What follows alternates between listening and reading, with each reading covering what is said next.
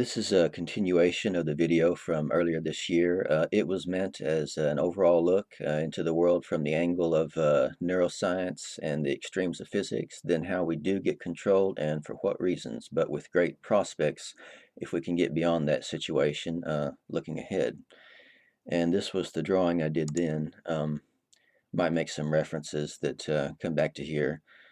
What I really want to expand on more too is how to break free of that control. More and more of us from all different backgrounds are already doing it in our own way, but regardless of where you're at on that journey, it's good to be scientific that we should work around evidence, what's observed and measurable in some form, but it's bad to be closed-minded, and part of what I mean by that is assuming the scope of our observations are the whole story and not just a story.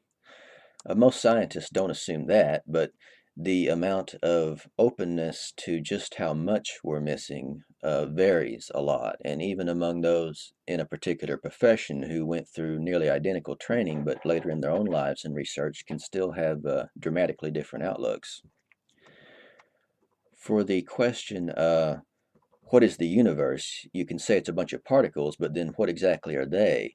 Energy, data, numbers, cognitive tools? These are just some of the many viable answers, and nothing certain about which is right or wrong. It depends on the perspective. When there is talk about higher dimensions than those of our universe and about more expansive parameters of being right here hidden in the same particles that are the framework of this one and of us, ourselves, the neural network, the conduit of our very thoughts. You know, some people say that's just a belief that there are other realities or stratums within the same one. But actually, that is what the evidence suggests could be, and though this framework may appear in our brain's perceptual models to be the lone possibility we see around us, that is not the true nature of it. The math behind quantum mechanics is very detailed, but you can get the first quick sense of a superposition and probabilities through general wave behavior, as I brought up before, and quantum theory in general makes predictions that are the most accurately tested ever, and a lot of technology couldn't exist otherwise. But as for the ongoing question about the true status of material in the wave function, there are some physicists, and I met a few of them, who will say, why even go there? It's purely philosophical, and there's no point. I understand where they're coming from, but it's also a philosophy that what we can see, touch, etc., and our classical notion of physical is anything more than a model in the first place, that the word measure isn't synonymous with perceive. If most of us really want to help this world shift toward the better and away from the horrific imbalances that have snowballed in the last few decades, especially, it's equal to trying to play a game without knowing how it works if you don't have enough information to consider. And when comparing lots of different subjects to each other and the different experts who know the most about them and are willing to share their insights, it becomes clear that everything, even the most hardcore empirical standards, are still up for question. To revisit from before, there have been numerous routes to the multiverse theory and with so many variations, but the most prevalent that you'll have already heard of are that of quantum branches, like what gets considered with the Schrodinger experiment, and is the most abstract as far as where it is located in the space. It's called a Hilbert space. Regarding the wave function, which would remain collapse-free, that's Everett's many worlds interpretation, as opposed to canceling out the other branches with the Copenhagen by Bohr and Heisenberg. That's the one that I first learned about long ago. Then there's the cosmic inflation landscape of infinite universes in a three-dimensional space that could have the same physics as ours. And there's string theory with 10 to the 500 plus ways to shuffle the deck for universes with some very different kinds of physics. And then inflation would deal the decks out over and over, so to say. Of the wave function, the dimensions of that space are usually described as infinite, as are the alternate particle paths in Feynman's formulation. String theory has lots of variations too, and while many different broad stroke theories might come across as conflicting at first, There are ties to be found between them when you pay attention. And I also expect that there's a whole other kind of multi-layering to reality as well, perhaps that'll redefine all theory by what we think of as verification, that is going to emerge from more and more findings about how the brain and the degree of awareness present act like a kind of ultra advanced simulator at one level, the one we're at, out of potentially limitless others. And this setup would not be based on what's been observed about large scale or quantum or any behaviors in our perceptual models of reality, but goes into the nature of an observation itself. So let's back up a bit first. We've known for a long while that matter is not what it appears to be in our everyday experience. The force of electromagnetism is what makes it seem solid. There's nothing conventionally solid about an atom, and it's inaccurate to depict them with these dots orbiting around. What's actually there is a spread out probability, their probability distribution that's everywhere. But for the sake of trying to relate to them, we tend to depict atoms like solar systems. And those drawings by scale are always misleading too. I talked about diameters before. By volume, this is roughly the amount that's filled, regardless of what atom. And they don't have well-defined boundaries. If you were to zoom in close enough to the interior, you couldn't say where you end and the surroundings begin. And even those, and even the one in a quadrillion portion that is seemingly filled, those subatomic parts are just different energies. Quantum chromodynamics, which is the strong nuclear force, and the quark's kinetic or motion energy, and then Higgs is the at rest energy, when breaking our whole reality down to just quarks and electrons. And it can go much further, perhaps to a single source that covers all force and energy, which just surface in different ways. Everything we encounter in the day to day is built from these subatomic parts, each of which are really oscillations, points of vibration in all encompassing quantum fields.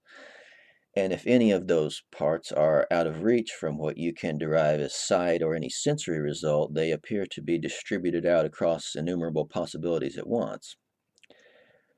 But what many just classify as all this quantum weirdness, I think actually comes clearer when you take a long look at what's going on in this vast web of communication and the experience that plays along in our head like a movie. It makes more sense that particles wouldn't have a concrete place in our reality while not being measured experience somehow, because that particular reality version only exists in perception. Now, to be clear, anything can count as an observer to cause decoherence. That's this kind of leakage of info about the quantum state. A machine can count even a single particle that somehow links another isolated particle into the picture of surrounding others. But that picture, too, is just a model. That's important and so easy to take for granted. What our senses show us is analogous to a reconstruction like a hologram of what we think is there, and the nature of any of those other parts when isolated out of the picture is something we can't describe by our familiar world terms. We're inclined to think there is this independent form out there that decoheres itself into that world, and we just go along discovering it. But besides that form not being its one true nature, what we're actually looking at and touching is our model of it. And as we've tried to get to that source way down in the depths, there is such abstraction that seems to be there, and the potential so broad for what could be. All that we call real is just a little bit, almost non existent amount, out of the spectrum. I use the word future symbolically because all the moments of past, future, and present are equal and included right now. And regarding this same framework, our mind sorts it into steps of transformation, like a film with one frame leading into another. So it is much like the projector playing for us to look like a storyline with separate places and events. Einstein predicted over a century ago that all times are equal in the same moment, where all space is really the same location, that is, space-time, which we and time and space as we know them are within. We don't see it that way in our normal experience. That's not how our brain is wired, but that's the nature of time behind our agreement on appearances. He made a remark once about past, present, and future having no distinction, and they don't, anywhere except to our neural dynamic and the way it handles time as a sequential story that to us has a yesterday that's gone forever and a tomorrow that doesn't exist yet. But they're all equally real, really, all times. Since the speed of light is a constant no matter your own speed, that means that time exists differently for whoever is watching it pass, depending on how fast they're going compared to someone else and if they're in a gravitational field. Time slows down for someone at greater speed, and you can picture that as a clock that ticks using a beam of light that travels up and down from one point to another. For someone moving faster than others, their clock's beam has to travel a longer distance to tick because those points are moving between the time it leaves one and gets to the other. So if you stayed at a very fast speed for a long period, you would, in a way, by aging slower, be time traveling ahead, while for you, the passage would have felt the same since you were the same speed as the clock. Your today would become our yesterday, your this month, our last month, and on. So, needless to say, time is a much different puzzle than how we commonly think of it, and when you venture into the quantum realm, that gets sharply emphasized. Before, when I talked about the superposed state, all that's happening between measurements in that area, I wanted to bring up the delayed choice involving photons from a quasar. This experiment is beyond any capabilities to do yet, but the thinking behind how it would work leads to some profound points. So this is where the light from a quasar, billions of light years from Earth, could be focused into two paths by gravitational lensing of a galaxy in between. Then, if collected enough here, these particles, like any particles, when not being tracked, would be in the state of waves showing the interference patterns. But then if we acquired the which path record, there would instead be a particle taking one path, the one that corresponds to the measurement. Those experiments have been done many times in close quarters where the choice goes back retroactively to the original point before the slits and rewrites the past. But in this scenario, the decision of these particles could be going into the past billions of years. Because of information we're acquiring right now, they'd be impacted at a time before this planet and maybe even our sun and some stars in our sky existed yet, at least in the way we have time and matter modeled, that is. And imagine for a second the other massive particles by comparison that the experiments have been done with, and if just hypothetically they could have been sent over that span of distance and time, and then imagine the accumulation of particles that is our bodies, our brains, and if each of them could be isolated to reveal their state as a wave or the underlying field and involved in the same kind of actions.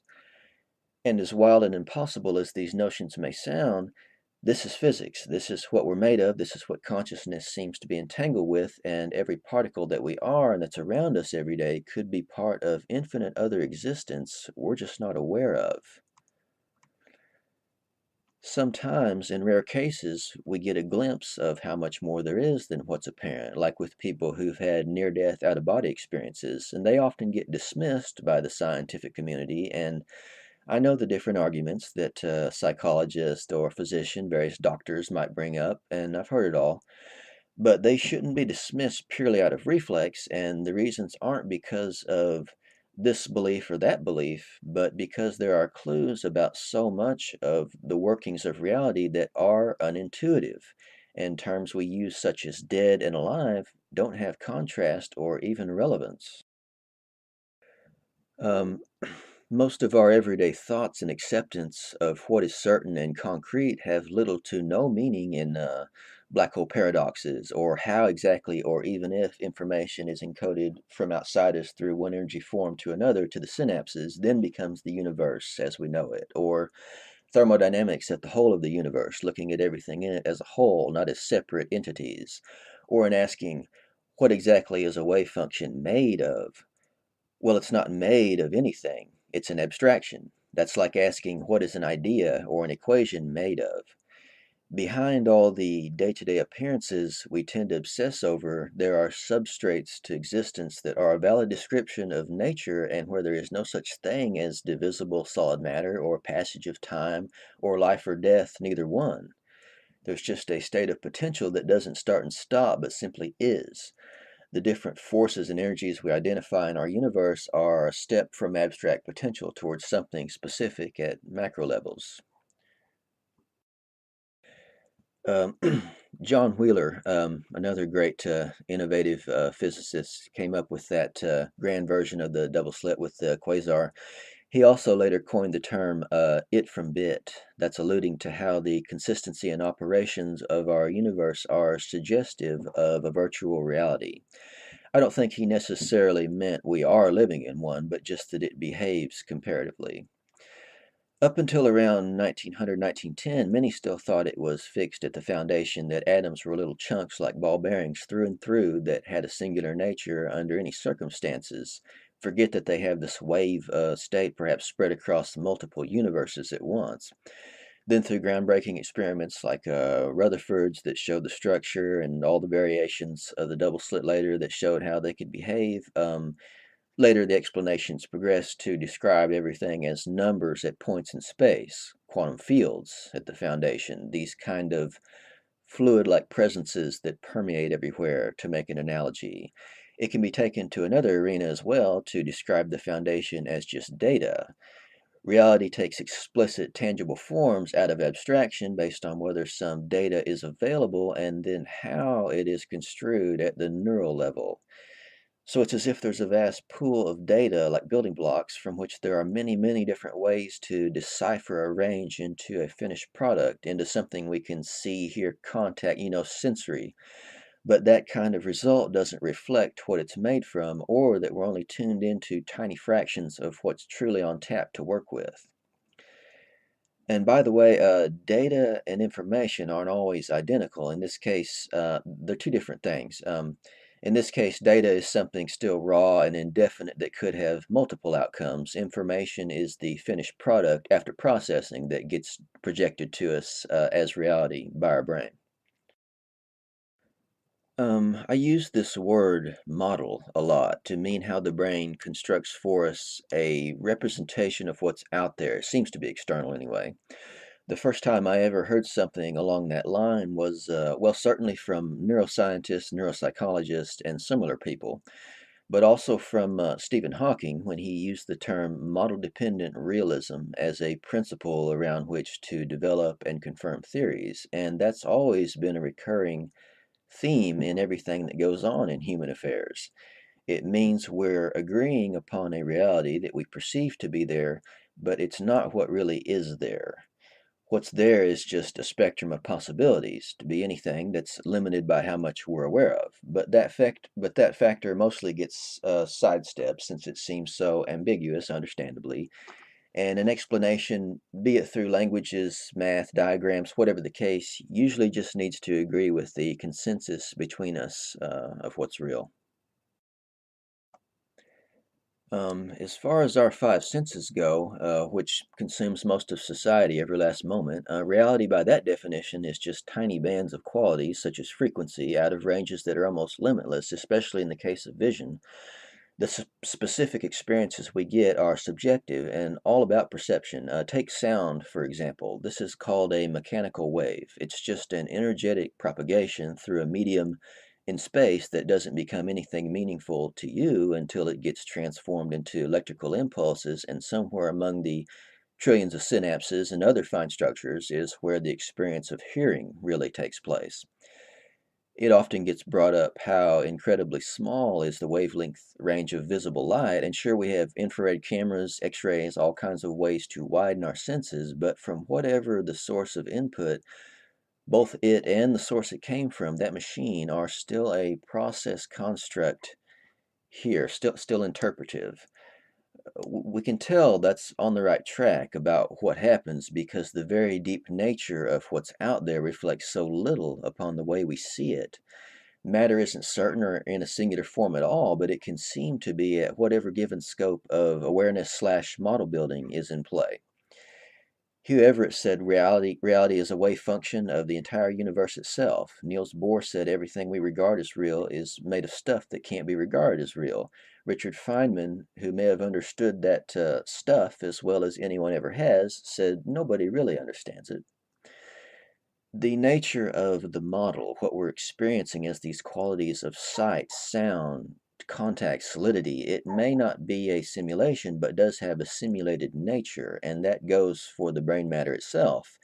This accumulation of atoms, chemical bonds, and molecular formations, glia, neurons, neurotransmitters, all these larger puzzle pieces that are ultimately built from the same three, the up quark, down quark, and electron, each of which themselves are concentrations of force and energy, and beyond that, fields, data, a unified field. The deeper you go, the more abstract the definitions. And the model can be artificially swayed in a number of ways. One is by electrically stimulating precise areas of the brain. They've done this on people, even during brain surgeries where wakefulness is maintained. It's still at a primitive stage, but they've been able to create in someone, say, the urge to reach up and touch their face or start talking, open and close their eyes, feel euphoria, have tingling skin, visual effects like the sensation of more color in the surroundings, hear things, feel things.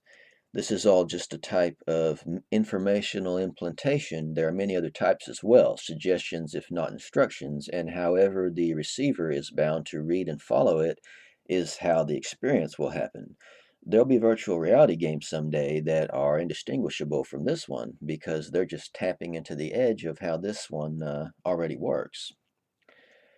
Some special types of waves go through the brain too, of course, between cells, and there are a staggering number of connections across this web. It's about between 100 trillion and a quadrillion.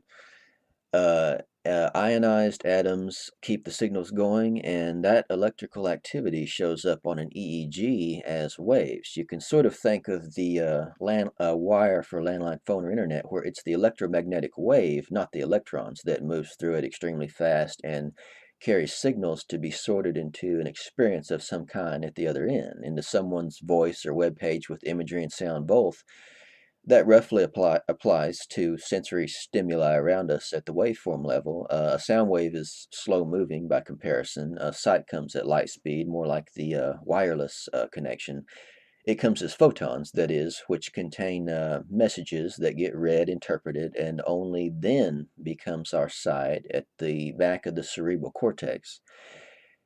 Everything about the senses reduces down to energy, the associated data, and however it may be read. Even touch, like when the electromagnetic force of an object meets that of your hand, it seems so concrete, so convincing.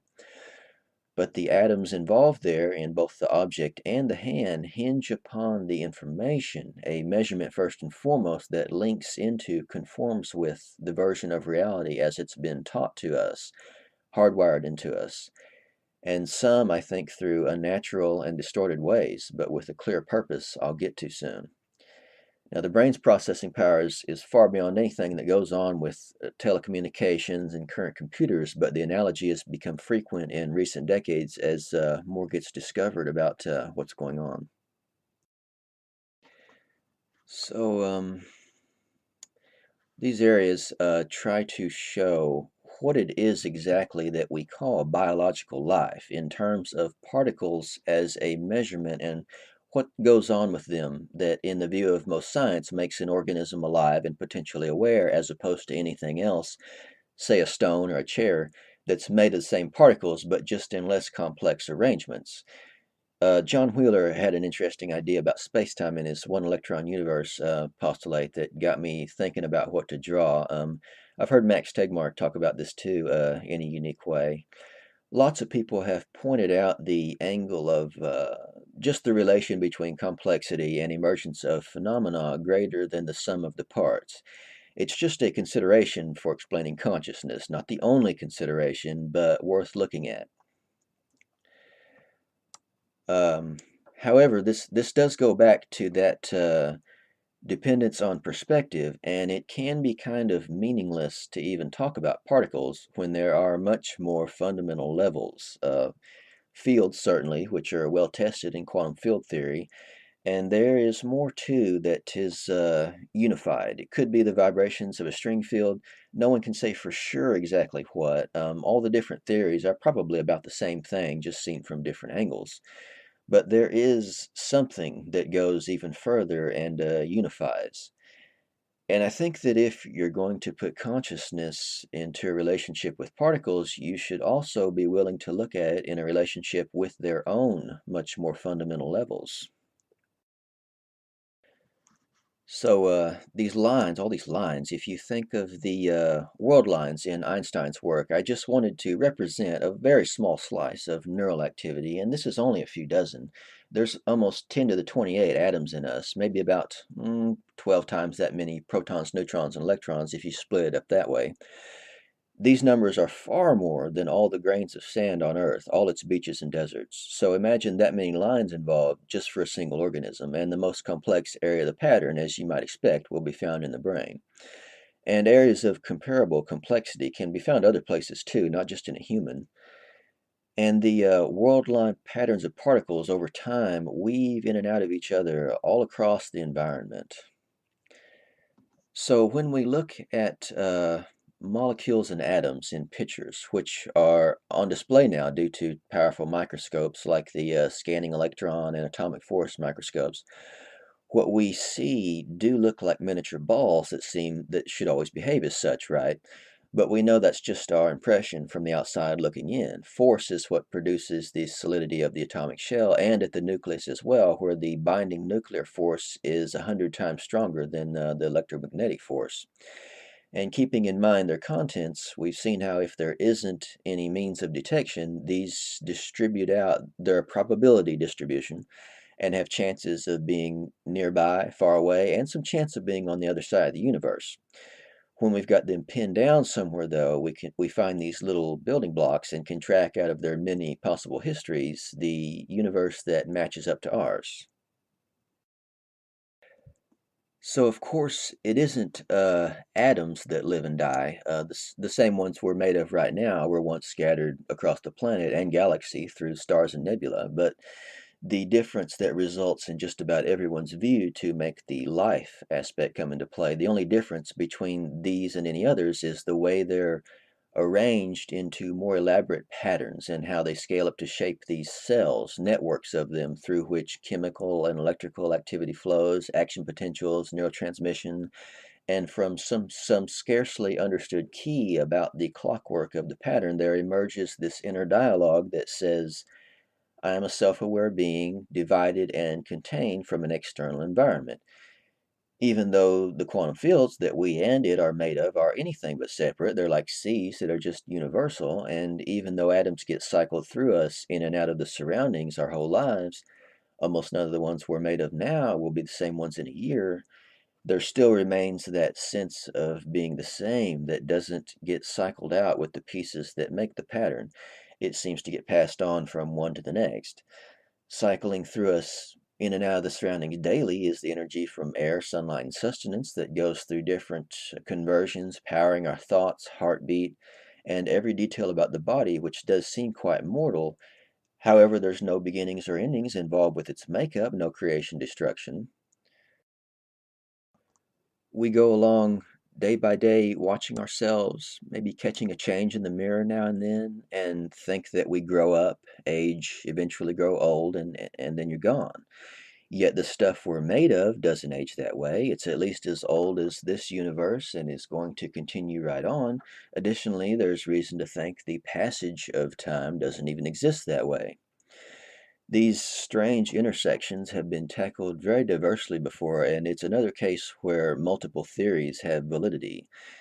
And there's always another pattern that any pattern is within. As you zoom out to bigger pictures and details on the surface blend together till you can't tell one from the next. There's a principle involved with energy where it can be dispersed or concentrated or take different forms, but doesn't start and stop if we think of life and death as if with two bookends at either side. But you might say, that sense of self awareness doesn't seem to go back to before enough particles came together to make that pattern, and how would it remain after they start to scatter again? Well, that sense isn't even really there as far as those parameters go. Time, space, the matter in them is illusory by comparison to how we recognize it that way to make a remote pattern. It's a misconception that we're divided from all else when you remove as much of our models from the picture as can be.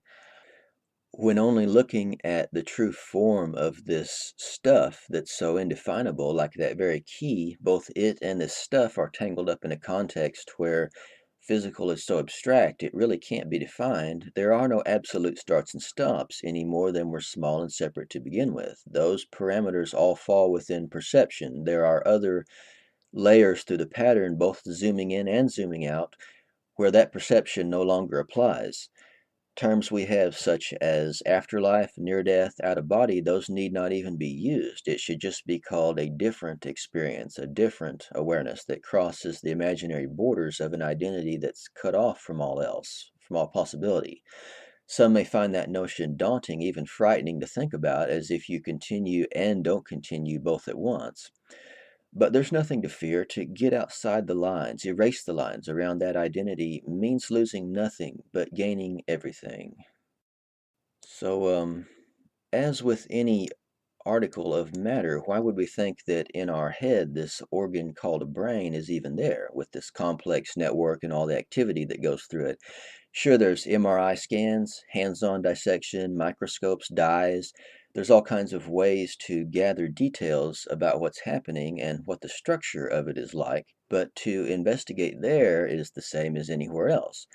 Particles are only somewhere scaling up into a particular macro level expression while a form of measurement is going on. The awareness that's present through this network of particles is constructing even models of them, including how decoherence occurs between particles themselves here or anywhere else at any scale.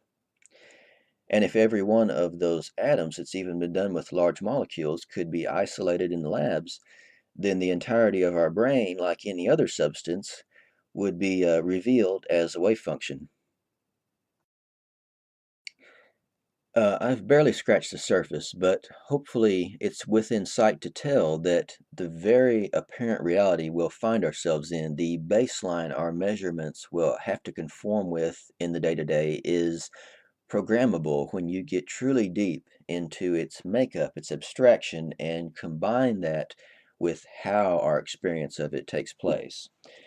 There's little, if anything, that's purely accidental about that baseline, but largely intended. If anyone doubts that mind control is feasible on the mass scale, the curtain should be pulled back some to show that how we're taught, conditioned early to perceive and trust is vital for response to what kind of instruction that's pumped at us constantly from all sides the rest of our lives.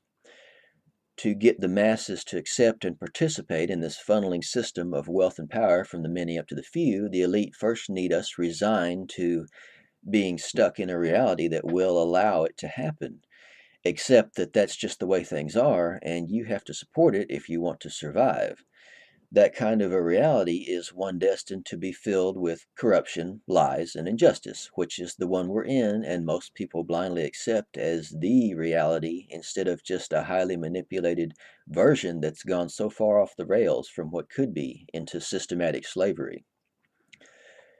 Now, not every last one of them has had this agenda. It's wrong to say they're all the same. Some have had good intentions, but a very powerful portion of the elite that have always had so much of the economic structures going way back, media in its many forms going way back, education to a great extent, all these channels of influence on puppet strings.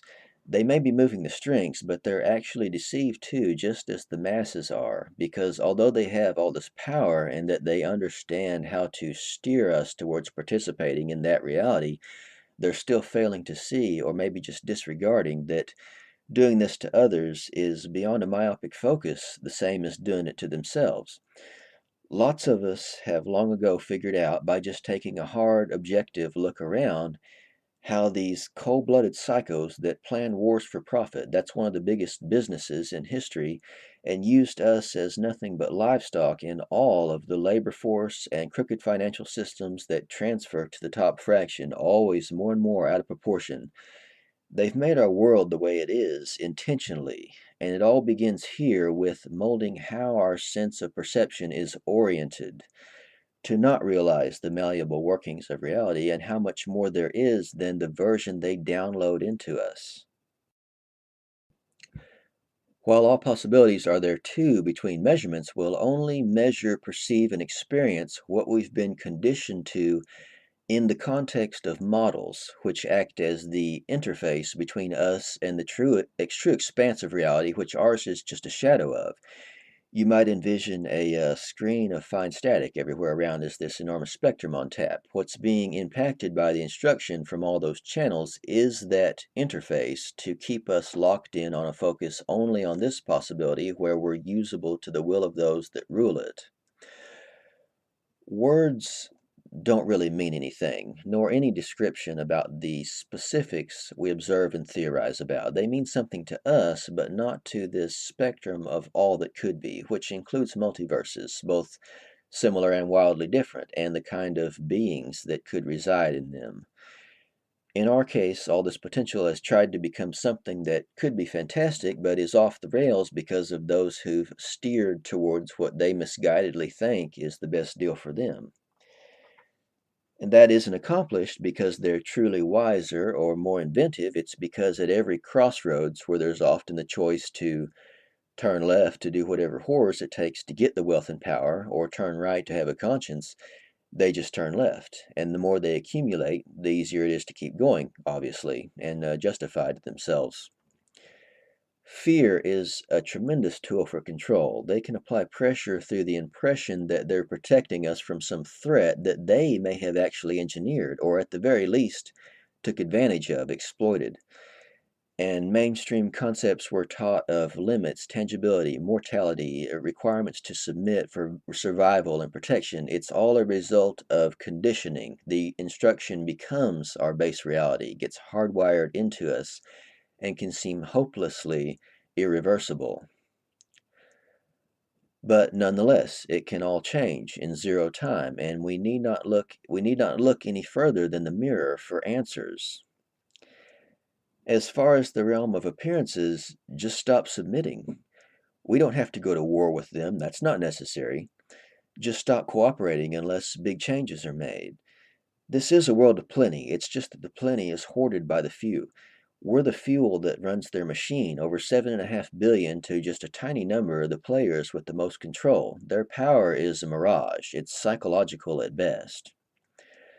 Of course, hardly any of those billions are in a place in their minds where they're ready for a collective effort like that. There may be a greater percentage that can read between the lines of what's gone on, but still feel the situation is a lost cause with so few others on board, and that they have to just keep tending to immediate survival. But don't worry about it. Don't let the odds involved or the feeling that time is running out get you down. None of that means anything. The actions we would take to turn the situation around are just symbolic of the real shift, which is not about trying to become something else, some separate higher form, or to get somewhere else, but to realize where we already are and what we already are. Not the substance with its simulated nature, but pure awareness without bounds or labels. That the ripples from that shift would effortlessly change the world because it would be happening to all of us, even those who've tried to suppress it. Some of them might still resist being a part of it, but they'd be powerless to halt the evolution from happening. If you're already there or even near the edge of that realization about time, life, death, all the other illusions that are just in the way, then you already understand there's nothing to worry about. There simply needs to be an equilibrium between what we are as a boundless abstraction and the experience we're having here in these human profiles without over identifying so one sidedly with the latter. The powers that be don't want us to question why, out of so much potential, do we find ourselves in this situation. They need us thinking it is an independent world of concrete, and we're definitely not being influenced towards a particular version. When that question why gets put in the spotlight, though, there are so many mysteries, including those that persist in science, that begin to clarify some. And speaking of things that persist, There's more different ideas out there about consciousness than anything, hands down. In the 90s, Roger Penrose and Dr. Stuart Hameroff developed the theory together about the brain performing, in some respects, as a quantum processor, which uses the qubits, bits in superposition, much different than computations by a normal computer. Their ideas were criticized pretty harshly for a long time by a lot of their peers, saying the brain should be unfit for quantum processes to be sustainable. But the technology has come about to test for these in the brains of some animals' navigation, in plant photosynthesis, and now in the microtubules, much finer scale molecular structures in the brain that they talked about. So, in a different way, but like the theory of kind of localized but never inclusive universal wave function collapse, it gets into territory that would perhaps fill in the blank between the superposition, the quantum state, and the measurement problem, or the observer effect. The math works, no argument there by anyone to make predictions about results we'll see, but it's still unsettled about why it works so well. It's a description that can be far superior to that of words, but is still a case of symbolism. But like any descriptive tool, and the list is so long, we use all kinds of sounds and images, symbols to assign meaning. Those tools can be used to work within the reality as observed and to expand the range of the consensus, even while knowing that that work still takes place within a model, and there's no removing all subjectivity. Anyway, there's still lots of opponents to their ideas, and it gets onto this razor edge of debate that's hard to prove or disprove absolutely. And no matter who you are, no matter what you do, you can't please everyone, every perspective. Almost anything that involves quantum behavior is still a wide open line of debate, but this story is an example of how there should be an intelligent way to regard the blurring of lines between evidence and interpretation when there can be renowned scientists who disagree with the outlook of others who are just as renowned. That can turn up all across the board, too, whether it's two biologists or two cosmologists. Usually it's just over minor details, sometimes major, but often no one wins the argument because they both have a good point. And there are many special cases in nature where there can be different perceptions and both can be right simultaneously. What if the photoreceptor nerves, which of the retina, which handle conversion to the impulses bound for the occipital lobe, had somehow evolved to derive information from neutrinos rather than photons? Well, we wouldn't even see regular matter. We'd look right through it, all the planet, and see who knows what.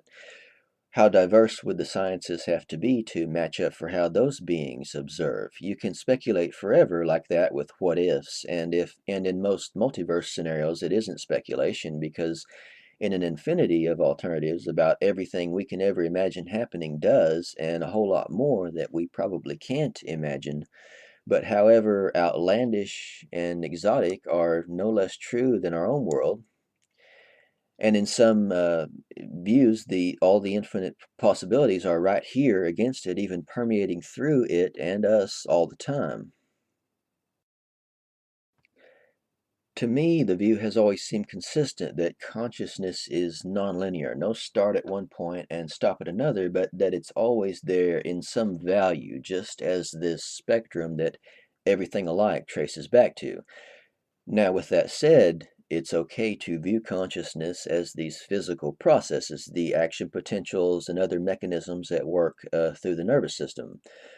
But just don't stop there. Go far enough into the definition of physical, into physics, and find that deep enough down, there's nothing classically physical there. And that our concept of it is a model too. That's all I'd suggest it is. Since we don't perceive matter in our familiar world to behave as a wave function, obviously, we perceive definite forms as if collapsed, solid things with names and constraints. It follows that we might regard consciousness in a similar way.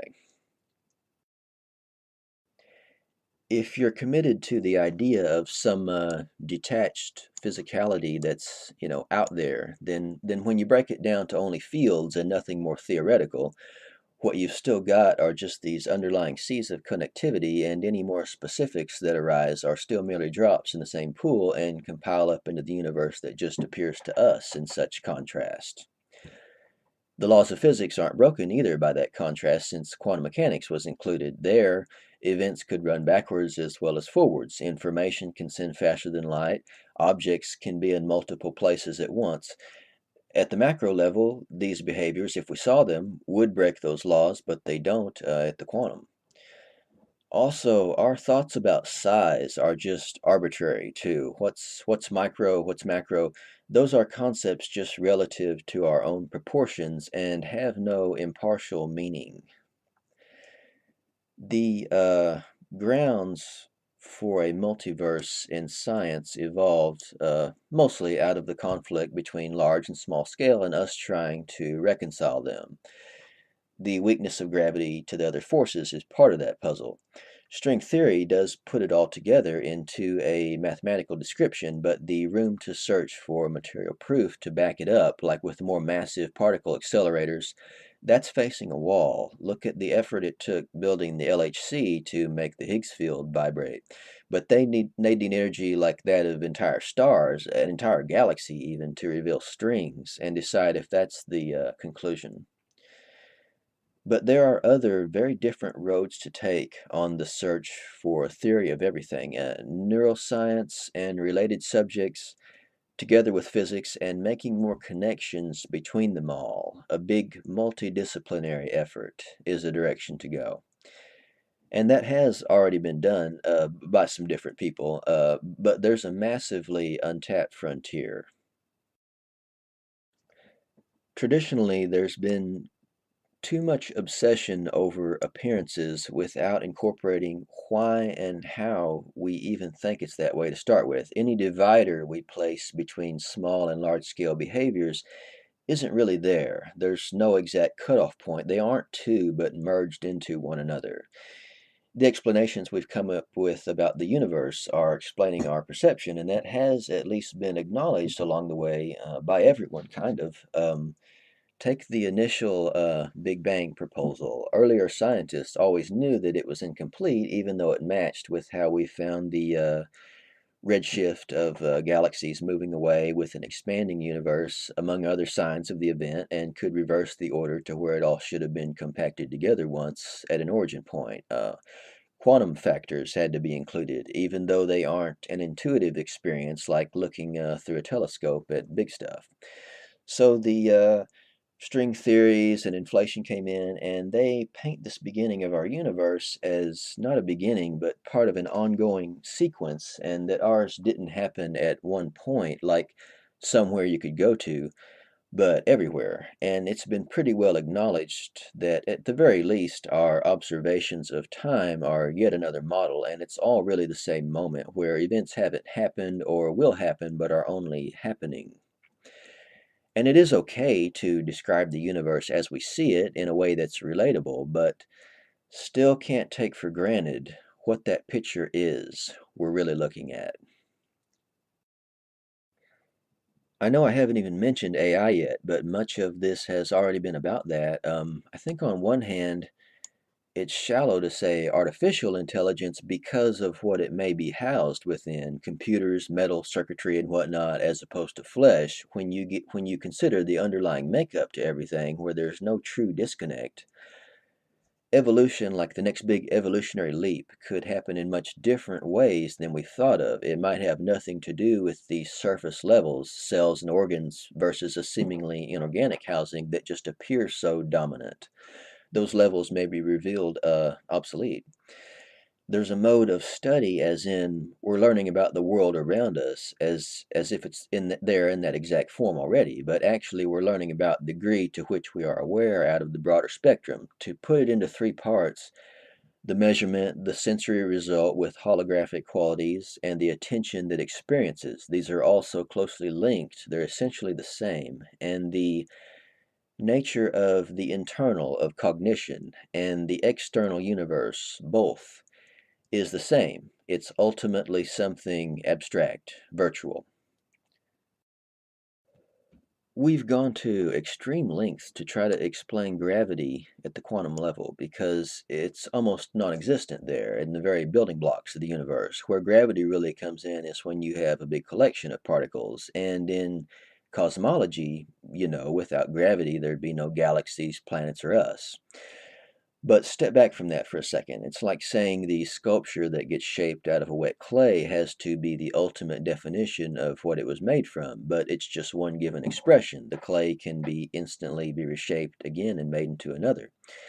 The acts of touching or seeing something, anything, anywhere, are cognitive events, a given translation of data out of many others on tap. It's not the eyeball that sees, the ear that hears, the hand that touches. Those are models too, like all the rest of the body, and planet, stars, and whole ensemble of distant galaxies. Same as the stuff we see cycling through these bodies. What's left when every such model, every distraction is stripped away is awareness, and not just self awareness that's still identifying with the surface. We're not any of these experiences and models about bodies and an environment.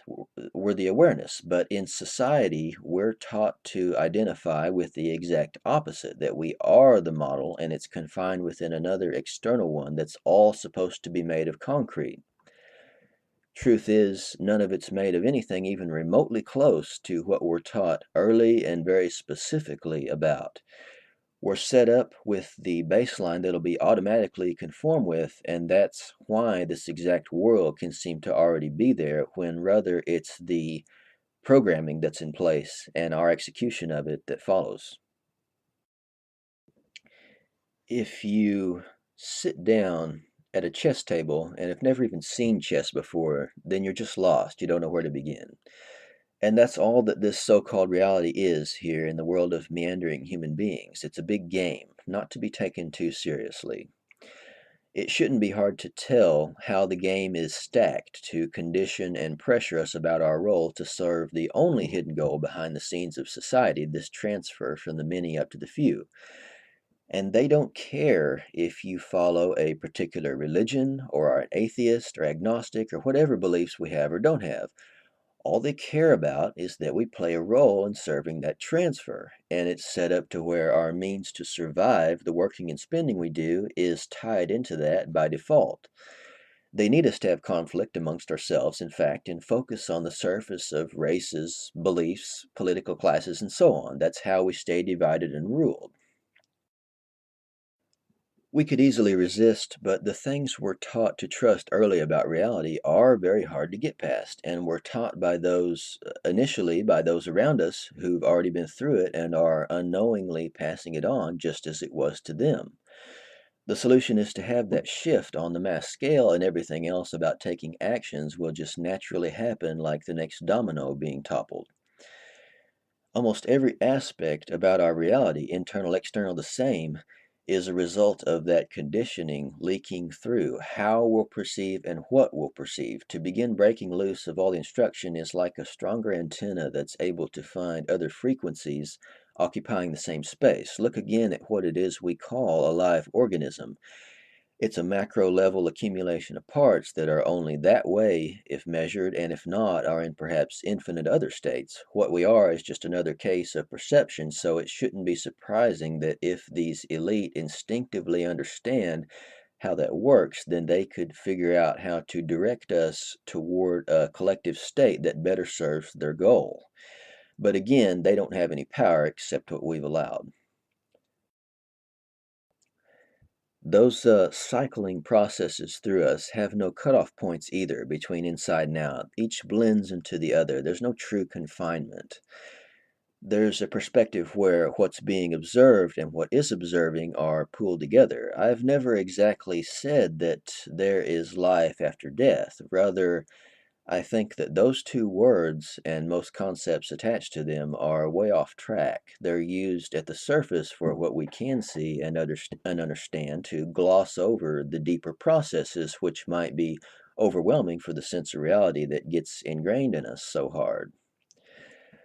My idea of A multiverse is different. In terms of location, don't think about vast distances, trillions times trillions of light years away where there's identical copies of you, and don't exactly think of parallel universes in an abstract space, but which are still out of reach, can't contact them. These and other multiverse theories have elegance and validity, but are still based on our observational extent, how we've noted these behaviors of the large and the small and devised formulas that have to be consistent with what we see, have to match that, even when there's still interpretive room to look at it different ways.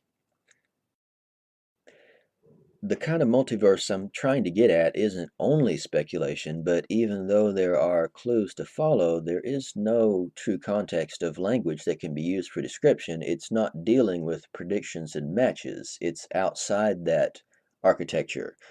But to try to go there is quite necessary. Think of a single line, and it can be in a space of some kind just to make it easier to picture a vast space around a line, and encapsulated within that is all of history as we're taught about it, everything that has shaped the consensus of now. That particular range across the line is what we're aware of, and it moves through this breadth of infinite potential being translated into forms that can fall only into that range, like a sieve with holes cut to only allow certain size fittings through. Of course, that's wrong. There is no line that makes all other possibilities inaccessible. It's not as if there are separate realities like a floor with a ceiling above and then another floor, but a seamless connection. If you could zoom back and realize all those floors are part of the same building, and from far enough, it's a smooth structure extending all directions, but we're locked into that range we're programmed for and have to confine our version of reality within that bounds thereafter. It runs on autopilot. Consciousness beyond the illusions of matter and time would have nothing to do with a contained self awareness. That's about lines, the encapsulated take on consciousness. Going back to this pattern, the ingredients that compose it at any given moment, as these are projections of intrinsic data processing, and these building blocks merely vibrations in the same figurative pool that is everywhere, neither is there any finite definition about where awareness resides or its limits. The relationship is undeniable between how aware we are and what reality we're translating out of the spectrum. The steps to get outside the line are so simple that it's deceptive, too. Any actions we take towards it are just a symbol, since you're not trying to go somewhere else or become something else, but it can be much harder for some to grasp that they're already there and just have to realize it. Meditation can help, but isn't the only way. Anything will work that enables focus on the deep nature of what's behind appearances and tunes out all the distractions here in day to day living, many of which are designed purposely to distract us from thinking about it enough to make a difference. Because even when you know all of that, it can still make no difference if you aren't able to really focus and have it sink in. Once it truly does, there's no struggle anymore to remain in that state continually. And while we can go on having an experience that takes place in the day to day, we aren't identifying with that as what we really are, and their ability to control us is consequently erased. There will be a new kind of evolution begin to emerge, one way or another. You can help, but can't force anyone else towards it. They have to wake up first within themselves, or else never will. But what you can do is just remember that no matter what happens in the details, there's still nothing to worry about in the big picture. Thanks for listening again, and take care.